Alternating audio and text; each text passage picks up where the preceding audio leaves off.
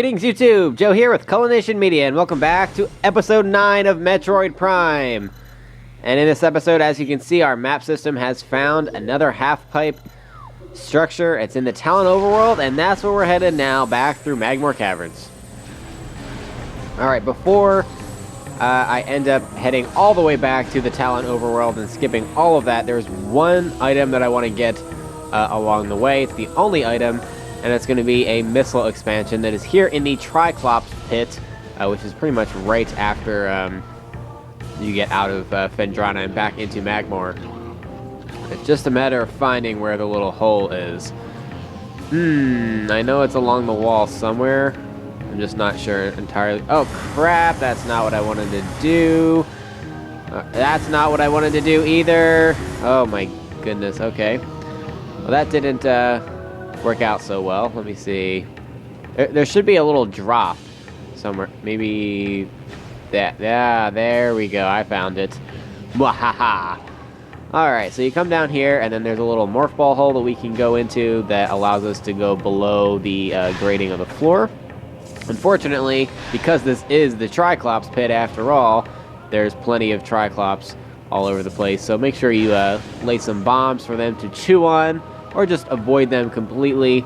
And you're going to want to follow the left wall until you reach this morph ball hole right here.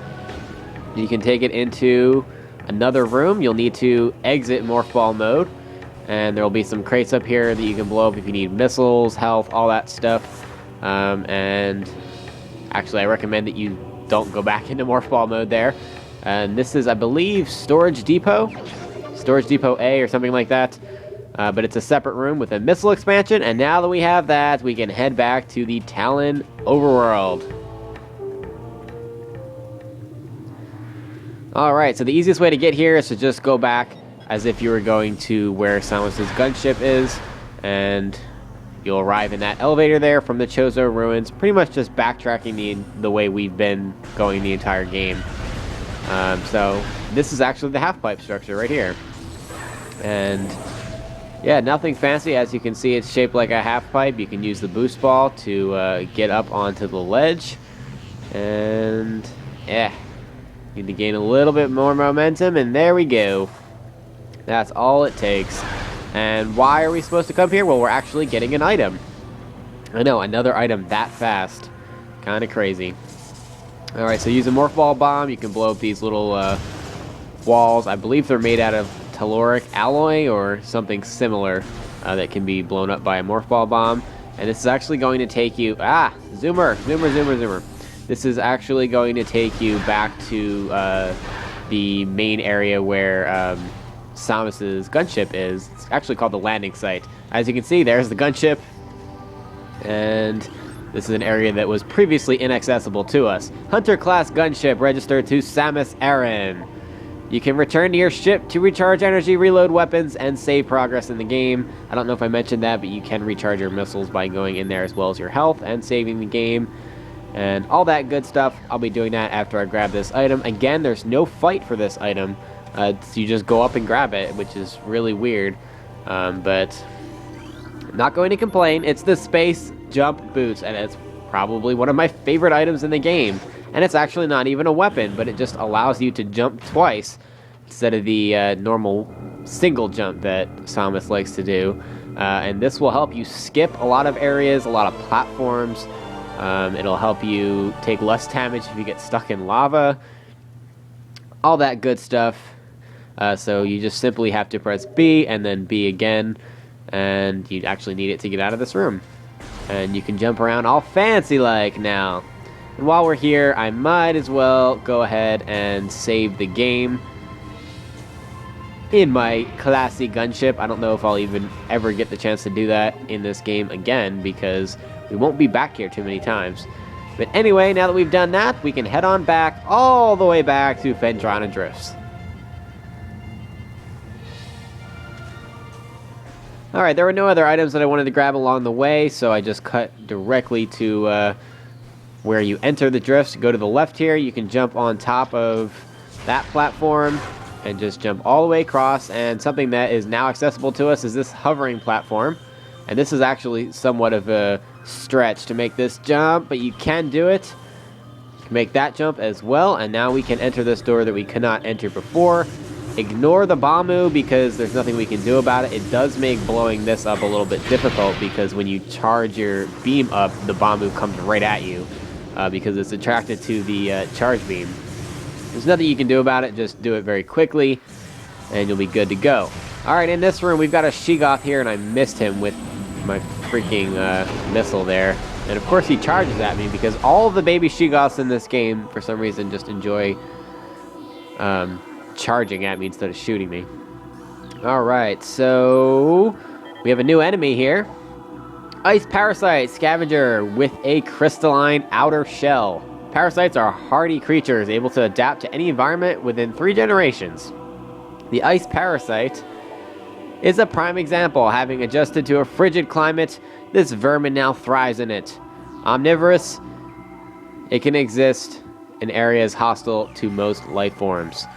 And it's unfortunately not, well, I guess fortunately not that difficult to kill. It's easier than the crystallites because you don't actually have to use a missile to destroy them. And yeah. So in this room, we're just going to be scaling up to the top of this winding room with pillars all around. And it's nothing extra fancy, just some cool platforming. And you're going to want to make sure that you kill all of the crystallites and the ice parasites because they just get in the way. And that's really all they're intended to do. You don't have anything shooting at you. You just have these things that have potential to knock you down and make you start all over, which is incredibly aggravating and frustrating.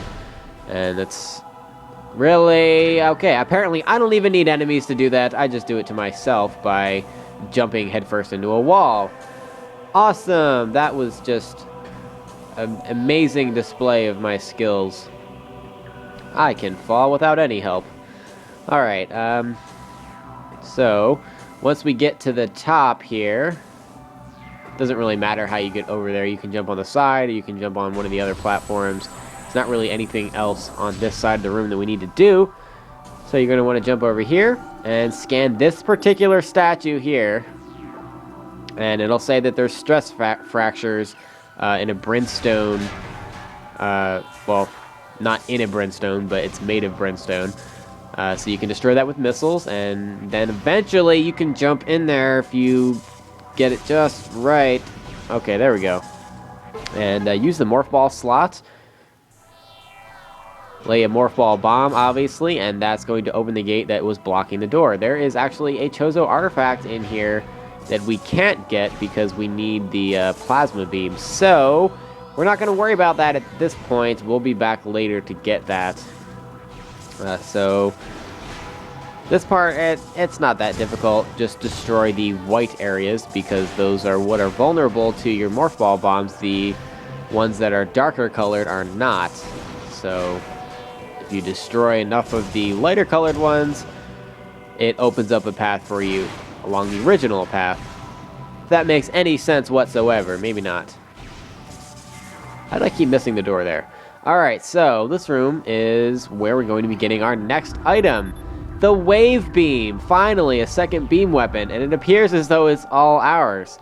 So we might as well go up to it, right? And of course, no, it couldn't be that easy. It descends into the floor, and 2 panels across the room come down, revealing 2 baby Sheegoths. And as we destroy one, another one will take its place, and there's going to be a total of 4 baby Sheegoths that we have to defeat. Try to time it correctly so that as one is running at you, you're killing another one, so that way you're only facing one at a time instead of 2. After you have all 4 of them defeated, make sure that you are stocking up on missiles with the crates around the room because we're not out of the woods yet. It's time to face the Daddy Sheegoth. It's not called the Daddy Sheegoth, it's just called Sheegoth, but it's like their daddy if they're the babies, right? Oh well. Sheegoth, supreme predator of the Phendrana drifts.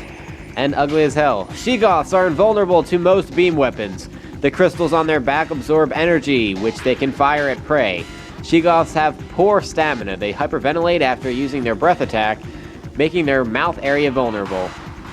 The soft underbelly of a Sheegoth is susceptible to concussive blasts, meaning missiles, and in battle, they expel blasts of frigid gas to ensnare their targets. They are also fond of ramming and trampling their hapless prey, and that hapless prey is us. So what I recommend doing is, while you're, of course, avoiding the blasts of energy that they're shooting at you and then attacking with missiles, I suggest that you close the gap as far as distance goes when it's running around, because most of the time it won't try to charge you if you stay close to it. It will instead try to release its frigid breath and then immediately hyperventilate afterwards. And now that we have the double jump, or the space jump boots, you can easily jump out of the way of its breath attack and then get 2 or 3 missile shots off before it recovers from its hyperventilation. So that's the easiest strategy that I can think of. It's probably going to take around 20 missiles, something like that, anywhere between 15 and 20 missiles to knock it out. Unfortunately, we don't have the super missile right now. If we did, we'd be able to knock it out in like 2 hits. But that's not the case. So just make sure that, staying out of the way. If you do get frozen by its frozen or frigid air breath, you can just tap B repeatedly to get yourself out of the encasing of ice. And that's pretty much it. Also, make sure to make use of the crates around the room for your missile needs, health needs, all that stuff. And once you're all stocked up after defeating the Sheegoth, it's time to get our next weapon. Finally, the second beam of the game, the wave beam. And this beam is going to be very useful, more so than I think the third beam is, but that's okay. It's going to be the wave beam, as I said, and it uses electricity. It's a purple beam, and it will be opening the purple doors. And the regular shot, I think, is kind of stupid because it's just very slow moving, but the charge shot does a lot of damage and also has an extra effect of electrocuting enemies for a short period of time after they're hit, which I think is probably the most useful part of having it. In addition to that, the super missile combo that we're going to be getting that deals with the wave beam is by far the best out of all of them. And yes, now we can open purple doors and destroy all of these Bamus and things that are weak to electrical attacks. So yeah, there we go. That's actually going to be the end of this episode. I'm going to stop here. I'm going to head back to the save station and get all saved up and whatnot, and then we're going to continue exploring Phendrana Drifts and actually get into the research lab section of Phendrana, which we actually need the wave beam in order to get through. So we'll be doing some more exploring in the next episode, but thank you very much for watching, folks, and please stay tuned for episode number 10. Game on!